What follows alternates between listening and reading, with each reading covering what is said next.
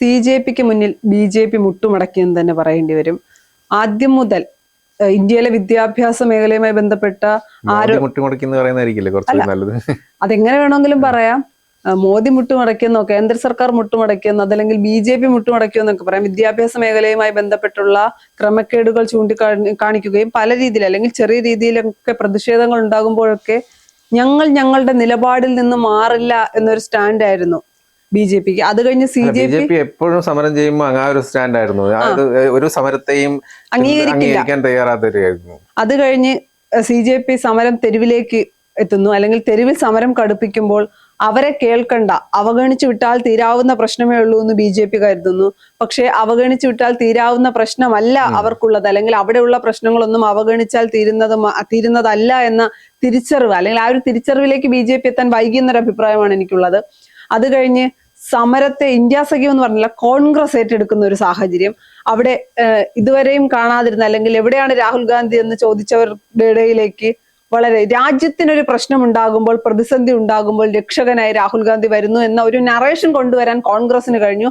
മറ്റ് നേതാക്കളെ പോലും അറിയിക്കാതെ രാഹുൽ ഗാന്ധിയുടെ സർജിക്കൽ സ്ട്രൈക്കിലൂടെ സമരത്തിൽ പങ്കാളിയായി CJPക്കും യുവാക്കൾക്കും ജൻസികൾക്കും പിന്തുണ നൽകി രാഹുൽ. ഇതിൻ്റെ അകത്ത് ഞാൻ പറയുന്നത് ഈ സമരത്തിനൊക്കെ പ്രധാനമായി 2 കാരണങ്ങളാണ്. അല്ലെങ്കിൽ CJP എന്ന് പറയുന്ന പാർട്ടി ഉയർന്നു വരാനും CJPക്ക് ഇന്ത്യയിൽ സമരം ചെയ്യാനുള്ള ഊർജം എന്ന് ഞാൻ വിശ്വസിക്കുന്നത്, ഒന്ന് എന്ന് പറയുന്നത് പ്രതിപക്ഷം പല സാഹചര്യങ്ങളിലും വീക്ക് പ്രതിപക്ഷം പോലെ നിന്നു. അതേ സാഹചര്യത്തിൽ അതേ പ്രതിപക്ഷത്തിന്റെ നേതാവായിട്ടുള്ള രാഹുൽ ഗാന്ധി പറഞ്ഞു, വോട്ട് ചോരി ആരോപണ സമയത്ത് നിങ്ങളുടെ കയ്യിലാണ് ഇന്ത്യ എന്ന് പറയുന്നത് ജൻസികളുടെ കയ്യിലാണ്, നിങ്ങളാണ് ഇന്ത്യയെ തിരിച്ചു പിടിക്കേണ്ടത് എന്ന് പറഞ്ഞു.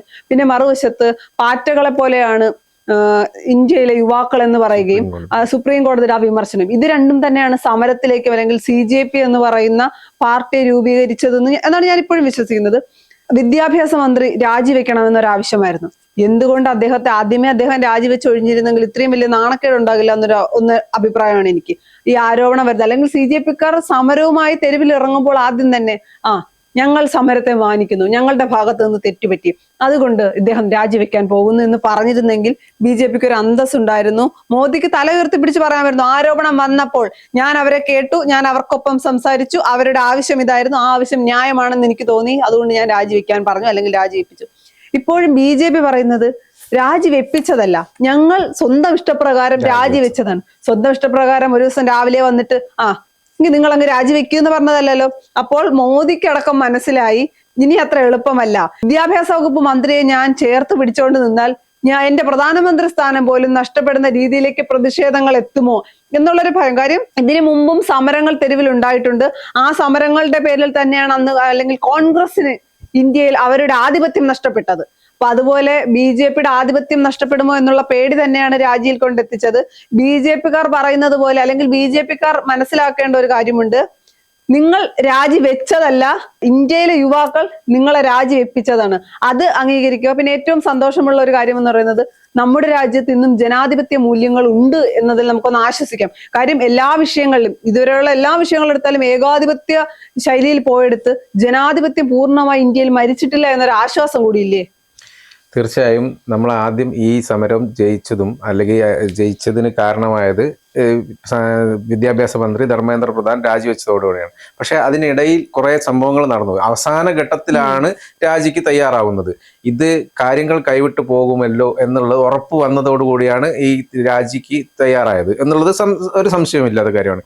ഇതിപ്പോ രാജിവെച്ചതാണ് രാജിവെപ്പിച്ചതാണെന്നൊക്കെയുള്ളത് എന്തായാലും CJPയും പ്രതിപക്ഷ പാർട്ടികളും ആവശ്യപ്പെട്ട സംഭവം തന്നെ അത് അവർ അംഗീകരിക്കുകയായിരുന്നല്ലോ.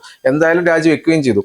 അപ്പൊ ഇതിൻ്റെ ഉള്ളിൽ വേറെ കുറെ കാര്യങ്ങൾ കൂടി ഉണ്ടല്ലോ. ഒന്നാമത് ഈ പാർട്ടി ഈ സമരത്തിന് BJPക്കെതിരായി കൂടുതൽ ആൾക്കാർ എത്തുന്നു, അതായത് സമരം വ്യാപിക്കുന്നു. അതായത് ഡൽഹിയിൽ മാത്രമല്ല, രാഷ്ട്രത്തിന്റെ തലസ്ഥാനത്ത് മാത്രമല്ല, മറ്റു സംസ്ഥാനങ്ങളിലേക്കും സമരം വ്യാപിക്കുന്നു എന്നുള്ളത് വലിയൊരു പ്രശ്നമായിട്ട് BJP മനസ്സിലാക്കി എന്നാണ് എനിക്ക് തോന്നുന്നത്. പിന്നെയുള്ള ഒരു കാര്യം, ഈ ഡൽഹിയിൽ തന്നെ ഈ സമരത്തെ ഒതുക്കാനോ അല്ലെങ്കിൽ സമരം നിർത്തലാക്കാനോ കഴിയാത്ത സാഹചര്യം വരുന്നു.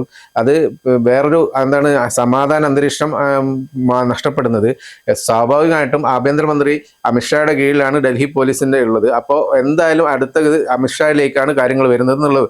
അമിത്ഷായ്ക്ക് ഇത് വൻ തിരിച്ചടിയാവുന്നുള്ളത് ഉറപ്പ് ആണ്. ഇതൊരു സമരം എങ്ങനെയെങ്കിലും തീർക്കാമെന്നുള്ള തീരുമാനത്തിലെത്തിയെന്നുള്ളൊരു പറയുന്നുണ്ട്. പിന്നെ ഒരു കാര്യമുള്ളത് പിന്നെ RSS മേധാവി മോഹൻ ഭാഗവതത്തിന്റെ ഒരു പ്രസ്താവന. അതായത് പരോക്ഷമായിട്ട് യുവാക്കളെ അനുകൂലിച്ചുകൊണ്ട് യുവാക്കളുടെ ചിന്താഗതികളും ചോദ്യങ്ങൾക്കും ഉത്തരം പറയാൻ പറ്റണം, അല്ലെങ്കിൽ അവരെ കൂടി പരിഗണിക്കണം എന്നുള്ളൊരു പ്രസ്താവന ഡൽഹിയിൽ മോഹൻ ഭാഗവത് നടത്തിയിരുന്നു. അതിന്റെ തൊട്ടു പിന്നാലെയാണ് രാജി പ്രഖ്യാപിക്കുന്നത് എന്നുള്ള കാര്യം കൂടി മനസ്സിലാക്കണം. കാരണം RSSന്റെ എതിർപ്പ് ഉണ്ടായി കഴിഞ്ഞാൽ മോദിക്കും പിടിച്ചു നിൽക്കാൻ പറ്റില്ല എന്നറിയാം, അത് ആർക്കും പിടിച്ചു നിൽക്കാൻ പറ്റില്ല എന്നുള്ളത് അവർക്ക് വ്യക്തമായിട്ട് അറിയാം. അതുകൊണ്ട് തന്നെ ആ ഒരു തീരുമാനം ഈ RSSും കൂടി കേന്ദ്ര സർക്കാരിന് എതിരാവുന്നു എന്നുള്ളൊരു ഇത് വരുമ്പോഴാണ് പെട്ടെന്ന് തന്നെ രാജി പ്രഖ്യാപിക്കുന്നത്. കാരണം അത് വീണ്ടും പ്രശ്നങ്ങളിലേക്ക് പോകും. അത് പിന്നെ ഒരു പക്ഷേ മോദിക്ക് തന്നെ തിരിച്ചടിയാവുന്നുള്ള ഘട്ടത്തിലേക്ക് എത്താൻ പോകുന്നു. കൂടാതെ ഇന്റലിജൻസിന്റെ റിപ്പോർട്ട് ഉണ്ട് എന്ന് പറയുന്നുണ്ട്. കാരണം ഈ സമരത്തിൽ നിരവധി പേർ അക്രമികളും അങ്ങനെയുള്ള ആൾക്കാർ, സാമൂഹ്യ വിരുദ്ധരൊക്കെ നുഴഞ്ഞു കയറുന്നു. അത് ഒരുപക്ഷെ CJP പാർട്ടിക്കാരോ അല്ലെങ്കിൽ ആരും അറിയുന്നുണ്ടാവില്ല, പ്രതിപക്ഷം പോലും അറിയുന്നുണ്ടാവില്ല. ഇങ്ങനത്തെ ഈ അവസരം മുതലെടുക്കാൻ എനിക്ക് ഇന്റലിജൻസ് റിപ്പോർട്ട് 2500 പേരോളം ഇതിനകത്ത് നുഴഞ്ഞു കയറാൻ തുടങ്ങി എന്നുള്ളൂ. പിന്നെ ഉണ്ടാവുന്ന സംഭവം എന്തായാലും CJPക്കും പിടിച്ചാൽ കിട്ടില്ല, ആർക്കും പിടിച്ചാൽ കിട്ടാത്ത അവസ്ഥകളിലേക്ക് പോകും. അപ്പൊ അങ്ങനെയുള്ളൊരു സംഭവം ഉണ്ടെങ്കിൽ അതും എങ്ങനെയെങ്കിലും നിർത്തലാക്കണം. കാരണം ഇതൊക്കെ വരുന്നത് കേന്ദ്ര സർക്കാരിന് ആയിരിക്കും തിരിച്ചടിയായിട്ട് വരിക എന്നുള്ളത് ഒരു സംശയമില്ല. കാരണം ഉള്ള രാജ്യങ്ങൾ, തൊട്ടടുത്തുള്ള രാജ്യങ്ങളിലൊക്കെ ഉണ്ടായതാണ്. നേപ്പാളില്, ബംഗ്ലാദേശിൽ, അങ്ങനെയുള്ള സ്ഥലങ്ങളിലൊക്കെ പല പ്രശ്നങ്ങളും അക്രമ സമരങ്ങളും ഒക്കെ നടന്നതാണ് ഭരണകൂടത്തിന് നേരെ. അപ്പൊ അതൊക്കെ ഒരു പാഠമാണെന്നുള്ളതും ഇത് എങ്ങനെയെങ്കിലും നിർത്തലാക്കണം എന്നുള്ളൊരു ഇത് ഉണ്ടായിരുന്നു. ഇങ്ങനെ കുറച്ച് കാരണങ്ങളും കൂടി ഉണ്ട് ഈ ഒരു രാജി പോകാൻ എന്നുള്ളത് നമുക്ക് തോന്നുന്നു. കേന്ദ്ര സർക്കാരും BJPയും മനസ്സിലാക്കേണ്ട 1-2 കാര്യങ്ങളുണ്ട്. എല്ലാ സമരങ്ങളെയും അവഗണിച്ചു കഴിഞ്ഞാൽ ഞങ്ങൾ അങ്ങ് വിജയിക്കും എന്നൊരു ധാരണ ഉണ്ടെങ്കിൽ അത് ഇന്ത്യയിൽ നടപ്പിലാക്കില്ല എന്ന് BJP ഓർത്തു വയ്ക്കുക, അല്ലെങ്കിൽ എഴുതി വെക്കുക തന്നെ വേണം. അതുപോലെ അടിച്ചമർത്തി കഴിഞ്ഞാൽ, അല്ലെങ്കിൽ പോലീസിനെ വിട്ട് അടിച്ചമർത്തി കഴിഞ്ഞാൽ തീരാവുന്നതേ ഉള്ളൂ, എല്ലാ സമരങ്ങളും 4 അടി കൊണ്ടാൽ തീരാവുന്നതേ ഉള്ളൂ എന്നൊരു ചിന്താഗതി ഉണ്ടെങ്കിൽ അത് തെറ്റാണ്.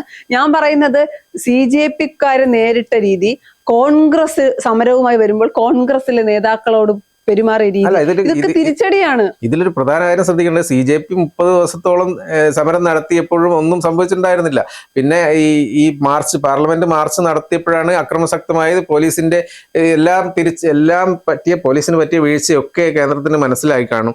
ഇത് ജനങ്ങൾക്ക് മനസ്സിലായിട്ടുണ്ടെന്നുള്ളതും ജനങ്ങൾ ഇതിനെതിരെ പ്രതികരിക്കുന്നുള്ളതെല്ലാം മനസ്സിലായിട്ടുണ്ടാവും. ഇതിന്റെ കൂടെയാണ് ആ സമയത്താണ് പ്രതിപക്ഷം പാർട്ടിയിലേക്ക് രാഹുൽ ഗാന്ധിയുടെ നേതൃത്വത്തിൽ ഒരു അപ്രതീക്ഷിതമായിട്ടുള്ള ഒരു സമരം ആയിട്ട് പിന്തുണ നൽകുകയെന്ന് മാത്രമല്ല, അപ്രതീക്ഷിതമായി മാർച്ച് നടത്തൂ പ്രധാനമന്ത്രിയുടെ വസതിയിലേക്ക്. കാര്യങ്ങൾ ഏകദേശം കൈവിട്ടു പോകുന്ന അവസ്ഥ തന്നെയാണ്. കാരണം ഇനി കൂടുതൽ ശക്തമാവുകയുള്ള സമരം ഉറപ്പായല്ലോ. പിന്നെ രാഹുൽ ഗാന്ധി എടുത്ത ഒരു നിലപാട് എന്ന് പറയുന്നത് CJPയുടെ അജണ്ട, CJPക്ക് കോൺഗ്രസ് പിന്തുണ നൽകുമ്പോൾ സാധാരണഗതിയിൽ, അല്ലെങ്കിൽ സാധാരണ ഇപ്പോ കേരളത്തിലായാൽ പോലും ഇതുപോലെ ഒരു സമരം നടക്കുന്നു, സർക്കാരിനെതിരെയാണ് സമരം നടക്കുന്നത് എങ്കിൽ ആരാണോ പിന്തുണ പറയുന്ന പാർട്ടി അവരായിരിക്കും പിന്നീട് അജണ്ട വെക്കുക എന്തൊക്കെയാണെന്ന്. പക്ഷേ CJPയുടെ അജണ്ടയിലേക്ക് രാഹുൽ ഗാന്ധി കൈകടത്തിയിട്ടില്ല. കാര്യം രാഹുൽ ഗാന്ധി അങ്ങനെ CJPയുടെ അജണ്ട കോൺഗ്രസ് വെക്കാമെന്ന് പറഞ്ഞിരുന്നെങ്കിൽ, അല്ലെങ്കിൽ കോൺഗ്രസിന്റെ അജണ്ട CJPയുടെ മണ്ടയിൽ അടിച്ചേൽപ്പിക്കുകയായിരുന്നെങ്കിൽ അത് വലിയ തിരിച്ചടി കോൺഗ്രസിനുണ്ടാകാനെ. ഇപ്പൊ രാഹുൽ ഗാന്ധിക്ക് അറിയാം എവിടെ മിണ്ടണം എവിടെ മിണ്ടണ്ട എന്ന് വ്യക്തമായ പ്ലാനോട് കൂടി തന്നെയാണ് മുന്നോട്ട് പോയത്. ഇത് പ്രതിപക്ഷത്തിന്, അല്ലെങ്കിൽ ഇന്ത്യ സഖ്യത്തിന് ഒരു ഉണർവ് നൽകുന്ന കാര്യം കൂടിയാണ്. കുറെ കാലമായി വലിയ സമരങ്ങളിലേക്ക്, വലിയൊരു ഈ പ്രതിഷേധങ്ങളിലേക്കൊന്നും പോകാതെ പല വിഷയങ്ങളിലും ഒരു അഴകുഴമ്പൻ നിലപാടായിരുന്നെങ്കിൽ അതിൽ നിന്നൊരു മാറ്റം വന്നിട്ടുണ്ട്. അവർക്കൊരു ഉണർവ് നൽകിയിട്ടുണ്ട്. നരേന്ദ്രമോദി എന്തായാലും ഒന്ന് ഭയന്നിട്ടുണ്ട്.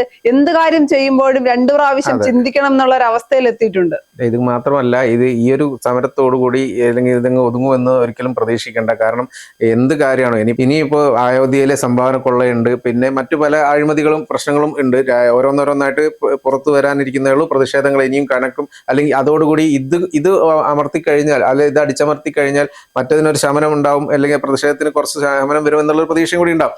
എന്ത് തന്നെയാണെങ്കിലും ഇനി അടുത്ത മോദി സർക്കാർ അല്പം ഭയപ്പെട്ടുകൊണ്ട് തന്നെയായിരിക്കും കാര്യങ്ങൾ മുന്നോട്ട് കൊണ്ടുപോകുക. കാരണം ഈ പ്രതിഷേധം വളരെ ശക്തമായി വളരെ വൻ വിജയം കാണും. മോദിക്കും BJPക്കും തന്നെ കഴിഞ്ഞ തെരഞ്ഞെടുപ്പോടുകൂടി ഏകദേശം കാര്യങ്ങൾ മനസ്സിലായിട്ടുണ്ട്. രാമനെ വെച്ച് എല്ലാ കാലവും വോട്ട് പിടിക്കാൻ പറ്റില്ല.